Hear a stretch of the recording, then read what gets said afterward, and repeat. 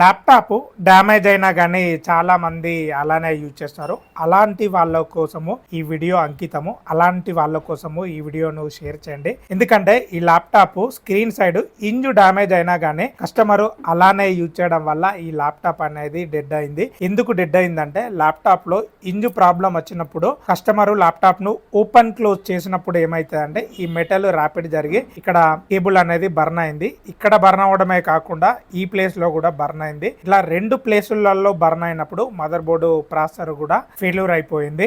Laptop లో బ్రేకేజీ start అయిన వెంటనే సర్వీస్ చేయించుకోండి. ఒకవేళ మీకు సర్వీస్ చేయించుకోవడం కుదరకపోతే ల్యాప్టాప్ ను ఓపెన్ క్లోజ్ చేయకుండా అలానే వాడండి.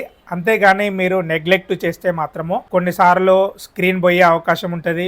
కొన్నిసార్లు కేబుల్ డ్యామేజ్ అయ్యి మదర్ బోర్డు కూడా డ్యామేజ్ అయ్యే అవకాశం ఉంటుంది. కాబట్టి నేను చెప్పేది ఏంటంటే వెంటనే సర్వీస్ చేయించుకోండి. ఒకవేళ మీది వరంగల్, హన్మకొండ, కాజీపేట అయితే మమ్మల్ని కాంటాక్ట్ అవ్వండి. ఇలాంటి మరిన్ని వీడియోస్ కోసం మన ఛానల్ని సబ్స్క్రైబ్ చేయండి.